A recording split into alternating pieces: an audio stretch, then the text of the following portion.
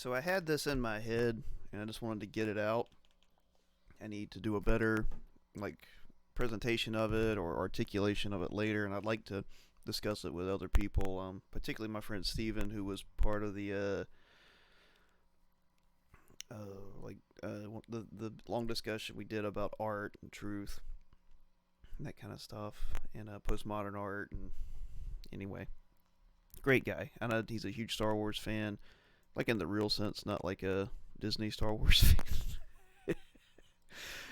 Anyway, I was thinking about the differences between Luke, Anakin, and Rey. And one of the differences is the different types of father. Now, Anakin and Rey have absent fathers in the sense that they're dead or they don't exist and they never met them at all. Luke had an absent father growing up, but he gets to meet his father. And maybe that's, a key difference between all three of these. Particularly Rey, but Rey's just a potato. I'm gonna go ahead and come out and say that. She Rey's not a character. Rey is I don't know. I don't know what Rey is. Rey's not a person. I guess I should say she's a character. But we'll get to that. So, and there's more to that. But where you come from, history, your father, your lineage, and where you come from matter to humans in some way, shape, or another. Doesn't mean you're determined by it, of course. That's part of Luke's, explanation or as a character arc. You're not defined by your parents, but they do add to you as a person. And we'll get into that. So let's start with Anakin. Anakin, of course, is, like Star Wars Jesus. He was conceived without a father for the most part. I think there's speculation. I don't know if Plagueis actually created him or not to the midichlorians, but anyway, that wouldn't matter. He was basically birthed by the Force, by midichlorians, one way or another. And we see with that, he shows a lot of signs of fatherlessness. Even in our own world, he has kind of unrestrained rage and testosterone issues, I guess. Just he doesn't have a great moral compass. He has to protect his mother because there is no father to do that. And when he fails to do that, it completely destroys him and puts him down a path of terror and destruction. And the one father figure he actually briefly had, Qui-Gon Jinn, gets killed. And we'll come back to that. And Dave Filoni, for all his faults, if people want to go into that, he made a great point with that video talking about, Duel of the Fates. Of course, he pointed out is the duel for Anakin's soul and who will be his father figure, basically. Will it be Qui-Gon or will it be Palpatine eventually? And unfortunately, it was Palpatine. But there is a hole left in Anakin for a father figure. And that's ultimately what he tries to fill. Like, he tries to fill it with the love of his mother. He can't save her. He tries to fill it with the love of Padme, but that doesn't work, and it doesn't work with his need for respect from Palpatine either. He doesn't get it from Obi-Wan either. He doesn't get a fatherly love. Now, Luke got some kind of father figure in Uncle Owen, and that was enough to hold him over. That when through Obi-Wan, he met Obi-Wan. He has through that briefly, but those ideas were enough to hold him over to believe there was goodness in his father. And of course, he sensed it, but he was also looking for it, and that's what's more important. Not only was he looking for it, not only did he sense it, but he believed in it. He believed he could cultivate it because he'd seen it before with his Uncle Owen. Uncle Owen is a real hero of the story here, kind of unsung hero for raising Luke well. A child that wasn't his. And, of course, Aunt Beru and her blue milk. More power to her. Rey's dad is a clone of Palpatine, or something to that effect. So, that's already a problem. That's a deeper thing that I'm you know what? I'm just going to go off on it because this is like a stream idea I'm doing with this right here. A stream of consciousness per se. But I was thinking about this. Rey isn't like a human in the many senses of the word. Like she is the daughter of like a clone. She's already separated from humanity in a way, and she doesn't behave like a human. She is raised on a planet by aliens, kind of raised. Like she works for this guy, but she's never around it. It's like she was sold to him, but she doesn't belong to him. But she works for him, but everybody works for him. There's no way of, who knows? And she's standing there on Jakku or whatever it is, waiting for her parents to come back. Well, they're not coming back; they're dead. And it's just so hard to talk about Rey because she was written so terribly because of who was in charge, and Disney sucks. But she gets kind of a father figure in Han Solo, but then she doesn't. But it's Kylo's father, and he kills him, and it's their past, but we don't really get to see it. And she doesn't have anyone to say, and then she goes to Luke, and Luke isn't much of anything in The Last Jedi, and she has to teach him. So that it's not the same as Luke saving Vader, because Vader, has some. He's a person. He's a real person. He has something in him, and he's Luke's dad. There's a connection. There's a tie there. There's nothing tying Rey and Luke. It's just her weird perception of him, of what he's supposed to be. And I say it's weird because the movie makes it weird. But it's just, he's the hero of the rebellion. Like, yeah, and that's what he was supposed to be. But he's not, because J.J. Abrams wanted him to be or not J.J. Abrams, Rian Johnson wanted him to be like this sad, I don't know, and it's like, and the sad loser. And Rey, the reason it's so weird and so different is because she says, hey, come help us, but she doesn't really want Kylo to lose or to die or get killed, and she doesn't even really, I think she knows Snoke exists, kind of, briefly. See, she doesn't really know what she wants Luke to do, except to come help. So he's not really a father figure. She doesn't need anything from him. She doesn't need to save him as to prove anything or be part of herself. There's no connection there.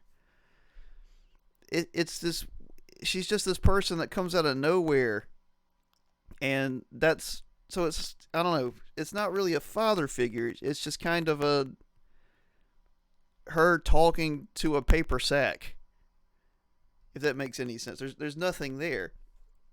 She experiences some kind of mother figure with Leia, which is also weird because they don't know each other. They've never known each other. They have nothing. Again, they have nothing to connect them. And she doesn't change. She doesn't grow by these interactions. Like, she doesn't change by meeting these people. That's what's so strange about Rey. Anakin, when he meets Qui-Gon, that's the whole thing. There's a hope for him. Like, okay, he doesn't have to be Vader. And that's kind of a meta-narrative because the audience knows he's going to be Vader. But in the story, you see he has issues. You see that he could be something bad. And the Jedi Council sees that. So that's in the movie. And Qui-Gon believes that he could be the chosen one that brings balance to the Force. I believe in him. And that's really important because Anakin, he's a villain. It's a villain arc. It's a tragedy. I would call it an anti-Mary Sue. And what I mean by that is Anakin has the starting of a Mary Sue. He's super powerful, born super powerful. But those powers don't help him at all. They don't help anyone like him. In fact, they make people not like him. He's weird. He's it's a villain arc. He's strange because of it. And usually when he uses them, except under the guidance of Qui-Gon or maybe Obi-Wan, they usually lead to destruction and death and suffering. As Yoda pointed out, he probably would have had less suffering had he not had them. And that's weird to say because he was a slave, but it's something to think about. If he'd had to stay there on Tatooine, wasn't as cocky as he was, maybe he could have figured out something with Watto or his mom. Maybe his mom could have eventually got his freedom. Who knows? But his power, and it was funny, is that's what Hawkman, or not Hawkman, that's what Dr. Fate points out to Black Adam, and to be Black Adam. He's like, all your power, what has it brought you? Nothing but suffering. And that because he has a character flaw. So, but when we see that potential harnessed by Qui-Gon, such as in the pod race, like Anakin's never won a pod race before, even despite his Mary Sue-like ability, his precognition in the Force. He still had never won a pod race. It wasn't until he had a purpose with Qui-Gon to help someone to get their ship and all that, and help Padme, that he was able to focus and channel his abilities. Even it wasn't even enough to just win for his mom. So you get that he changes because of a father figure, or at least tries to. And of course, Qui-Gon dies, and then he gets Obi-Wan, who is kind of more of a brother than he is a father figure. But Obi-Wan tries to step into that role, and he changes because of it, and in some ways for the worse. He's already, because he's learning how to use power, learning and harnessing the Force, but now he's starting to kind of lean towards the dark side just a little bit because he has power. Now it's kept in check a lot because of Obi-Wan. He has changed because of Obi-Wan. You can see it, and because of Padme it's changed. But we're talking father figures here. But Hayden Christensen, given the script he got, did a really good job of showing this. You can see his impatience. You can see his impetuousness with Obi-Wan and with Padme, with everybody except for Palpatine. And he portrays it really well, I think, given the script he was given. You can see it on his face. Great actor. But he grows into something that even a lot of the Jedis can respect because he was under Obi-Wan. So he's changed. It's when his final father figure appears, Palpatine, that he kind of changes. He changes again, and he goes back to the arrogance and the cockiness and the anger, but he goes further. He changes again. And with Luke, meeting his father Vader changes him instantly. The second Vader says, "No, I am your father." I mean, bam, completely different character. And Mark Hamill killed it. His whole world has been changed and broken, and now he's got to put it back together, and he's got to do it stronger. Like now, everything he thought has completely changed. And that's an interesting idea to go into later. Like I said, I hadn't spent too much time thinking about it, but Obi-Wan telling him your father's dead, who knows where that eventually would have led. And where it led was to anger and resentment and rage, fear, anger, resentment, rage, and suffering, because he thought Vader had killed his father. And so in a way, that lie kind of made him more like Vader. And not to get into it too much or to get cynical, but that may have been what Yoda and Obi-Wan kind of planned. I hate to say it that way. I don't think there's any canon for that, but what you see in the films, at least, it was, let's make Luke a weapon and send him after Vader to kill him. Now, I don't think it was that cynical, because they were trained to be a Jedi. They were training him to be reserved and in control. They didn't want him to be a Sith and just go off and kill, and then they have to kill him too. But there's a lot of layers there, particularly with the idea of the dead father versus the father who's alive. Like, there's no telling, like, what would an Elseworld idea be if Vader actually was a different person who had killed Luke's father? And thankfully we don't have to learn that, and maybe there's a comic of that somewhere. I don't know. I genuinely don't care. It's just an interesting idea. Rey her dad was a clone of Palpatine. It's hard to take that seriously because I hate to say it, but he's not a human. Like he seems inconsequential because we don't really see much about him except he didn't want to be like his dad, and he tried to get away. And all, it just doesn't seem like it matters. And the films do so much to show it doesn't matter by even having her claim the name Skywalker. And I'm gonna go back off on a tangent here with Rey, and like I said, I'm sorry if it's so confusing and weird. I'm trying to talk it out, and I wish I had a soundboard here. But Rey kind of personifies this weird post-human scientism and Gnostic idea because she's from the lineage of a clone, so she's kind of separated from humanity. She doesn't really change and grow like a human. She doesn't experience temptation from the dark side. Like when she when she when she encounters the dark side, she doesn't resist it. And the reason she doesn't resist it, the movie doesn't tell you this, is because it can't hurt her because she's a Mary Sue. She can't be corrupted. She's never even I think it's in The Last Jedi where she like screams, she's like swings her saber and like screams, and there's clear like rage and fear and on her face, but it's like, so what? It's Rey. It's not a temptation. Like it doesn't. Nothing can make her evil or corrupt her to the dark side. But she's also not really a Jedi.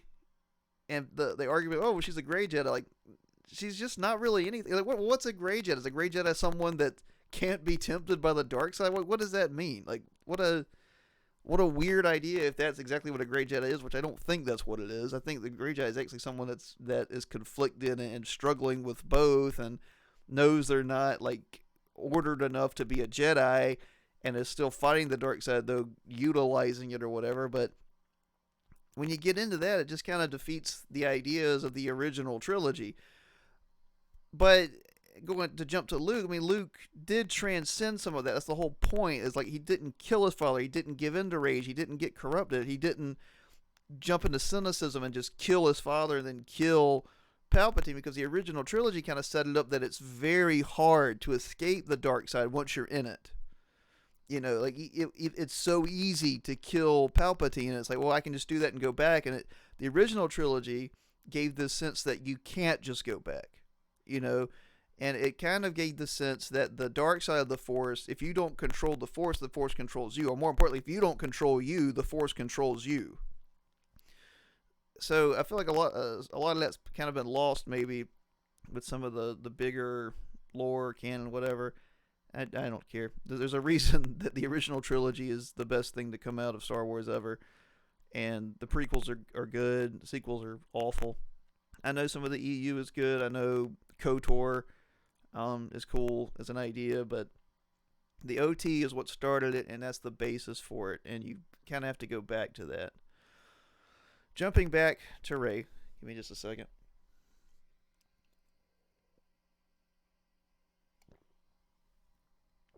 The worst part of Rey is that she is just the flattest character because she can't. They won't let her be evil. Like they have that scene where she has the stupid double red saber, like she saw herself as evil, but it's like we never see that temptation ever. In fact, she strikes out in anger all the time. Like for her to watch her fights with Kylo, like against him and the one with him, or the two with him or whatever, she is always so angry. She is just like she's lashing out. It's like, man, we've never seen that from a Jedi ever, except like maybe Mace Windu, but even he kept it in check, and there was a reason for that, because he could harness and control it, and he did control it and harness it really well, going so far as to not outright trying to kill Palpatine when he could have. He kind of kept me there, and he tried to put him under arrest at first until he saw like just truly how powerful he was. And even then, he's still arguing with Anakin about it. Like he's trying to do something. He's trying to rationalize it to some degree, and he was probably right. But he was still trying to not strike him down out of anger and out of rage, but out of a sense of justice. Rey, and I hate to say it, it's not because she's a woman. Like there are plenty of female Jedi that don't act like her. So that seems like a stupid excuse to be like, well, women are more emotional, whatever. If you want to say it, like that doesn't make sense. Like, no, like women can control their emotions too, particularly Jedi's. That's the whole thing, you know. Um, that's the whole point of being a Jedi is to control your emotions and your actions because of it. So that's why she's not tempted by the dark side. She's so flat, and it's like the film trilogy. We know in reality it wasn't planned out. They had no idea what they were doing, what they wanted to do. Abrams had one idea, Kathleen Kennedy had one idea, Ryan Johnson had no real ideas, so he made his movie. So it's just, I get it, production hell, not limbo, but hell, and so that's, I would say that's understandable, but it's not. It just, you understand why it sucked, but it's not an excuse. But there's, because there's no temptation for her. There's no weight to her. That's not a person. Like, who is this person that can just do whatever? Nothing changes. Nothing really matters. But that's what I was saying. But it's like the film. It's like the films unintentionally did that by making her, parentless, by making her from a lineage of a clone, and I know I'm getting kind of esoteric here and kind of symbolic, but I mean that's what we have to look at with this kind of stuff, is that she's the she isn't a person that had a thought that comes from a lineage, even if it's scarred like Luke. She's not some chosen one, divine and slash tragic being like Anakin. She is the result of the villain, which is Palpatine, using unnatural methods to try to create life. So she's kind of this unnatural thing, and that's why she acts that way. Like I said, I don't think the film did that on purpose. It's just funny that worked out that way. And she's kind of a non-human, especially this idea, that she has all the Jedi before her in her, and she has no identity, and like that's the whole thing. She picks one. She picks Skywalker for some reason, even though she has no claim to it. She's kind of like this golem, or this automaton that is wearing the facade of humanity and takes from it. It can come in and it can kill ruthlessly. It can just kill Palpatine. It can do anger, can be angry, express all these negative traits and face no consequences. It's kind of, I hate to get this esoteric, but it's she's kind of like this weird anti-human, maybe even anti-Christ like figure, where she can do terrible things, or this modernist, or not modernist, postmodernist, rationalist type figure, where scientism, where she can just do things as, and it's utilitarianist, and it's cold rationale, and she can do terrible things and face no consequences for it, because it's the right thing to do from a purely non-moral but rational like side of things. Like I said, I'm not trying to get esoteric with this. It's just that's what they've made with her.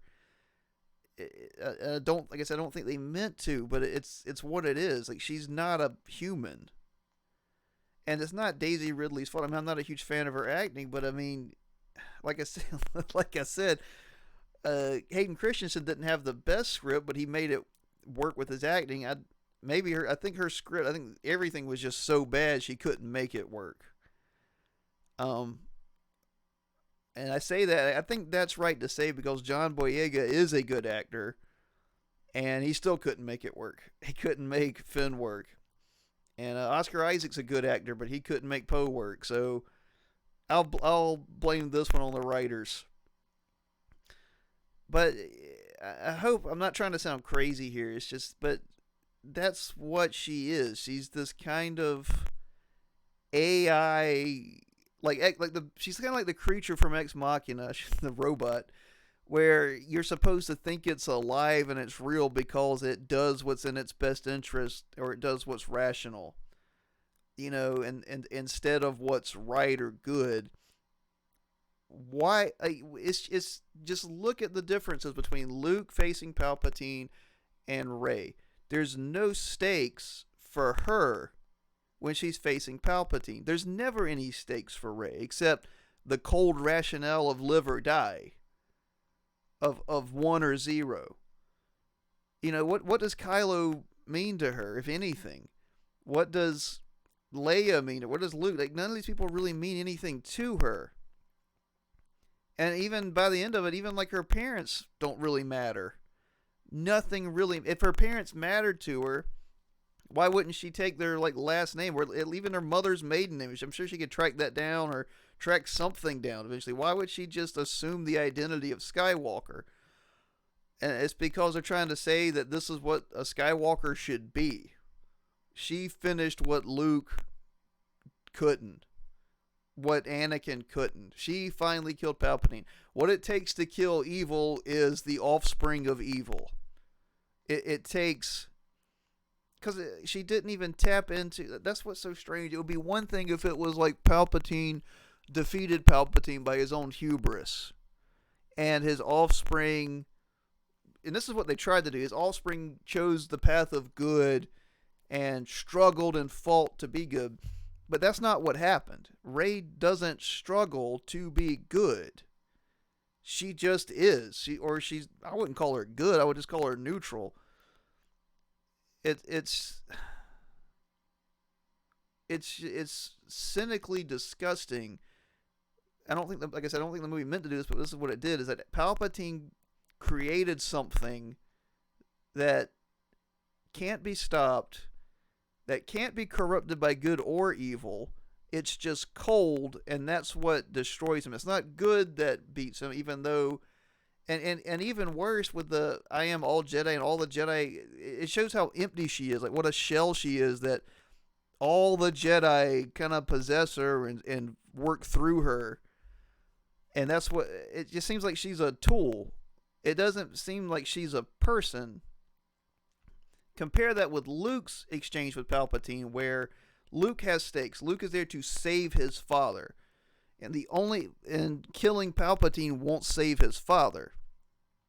His goodness, his forgiveness, his love of his father will do it. There's warmth there. And he defeats Palpatine, but he doesn't kill Palpatine. Vader does. And that's Vader also redeeming his son from evil, is to say, and from a huge existential cosmic evil of having to kill, even if it's a justified kill. It's his son, it's his father doing that for him.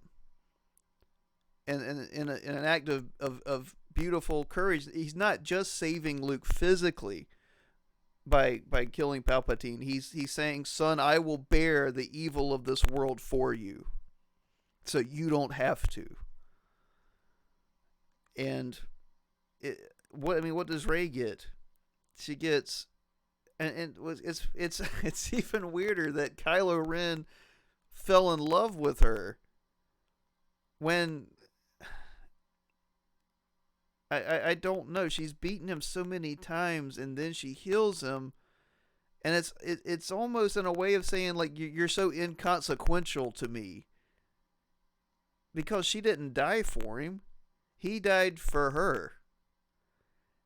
It's very much to me like Ex Machina, where this guy is falling in love and not maybe not sacrifice, but risks himself to save this thing that can't possibly love him back.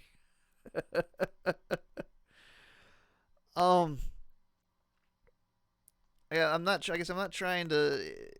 I wish we could have gotten a really cool a female Jedi or Sith. Like, I think what would have been cooler is if Rey, to do as little as possible to change it, to make it better without doing a total overhaul. Rey should have been younger. I think Rey should have been like 10 to 13, and she should have been highly strong in the Force, but was using it selfishly. You know, evilly, maybe even to fight off enemies, and it's shown as that. And when Luke, and then have Luke find her, and that's her struggle. If she was a slave or something, it's like, well, the using the Force this way has helped me survive, and do that message, do thriving and love and beauty and life over cold rationality, over materialist survival. You know, that could have been something a little bit better. And then have her, but it's just weird that Daisy Ridley's like, what, she's like 20 or something, or older whenever it was made, and she's already a person. Like, she's already doing what she does, and nothing really changes. And I don't know if she ever really learns anything, or ever really changes, or grows. She feels a weird connection with Kylo Ren, but it's even shown that it's just because maybe they're a dyad. So that's not her choice. Again, she's kind of like this less than human, or non-human entity. And compare that with Anakin, who is treated that way by everybody else. Anakin is treated as a non-human thing because he scares people, but that's the whole thing, is he is a human. And if he were treated like a human, maybe things would have worked out differently. It's the opposite with Rey, is that everybody treats her like a human, but she's not one.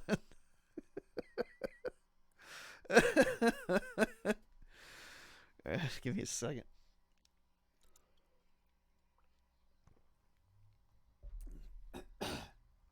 And Luke, Luke is the fulfillment of what Anakin could have been. He is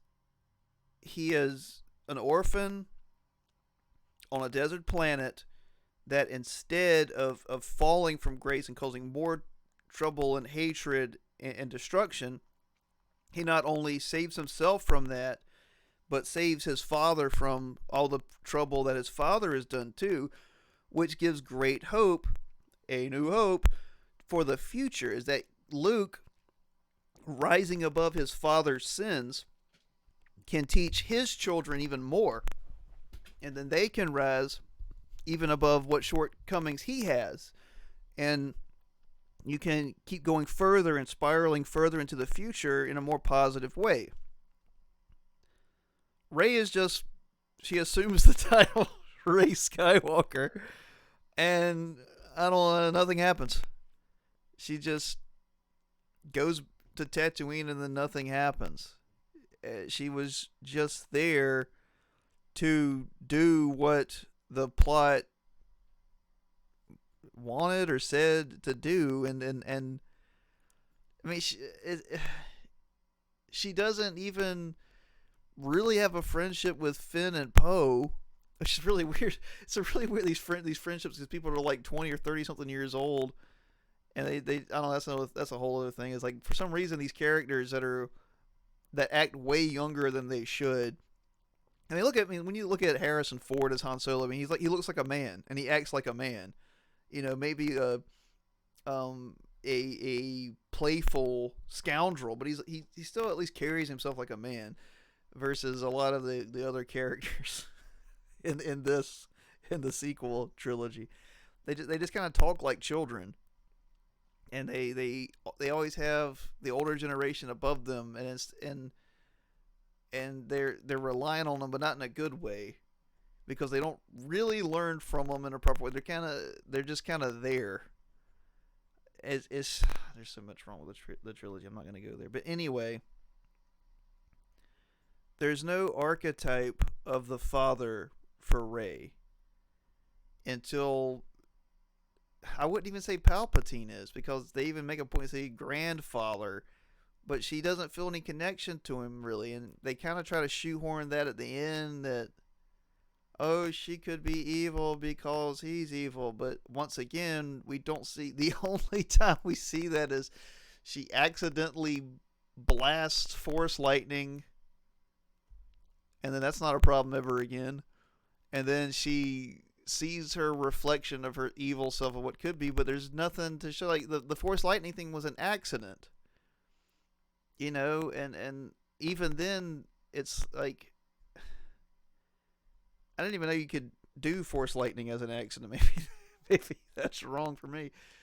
I don't know.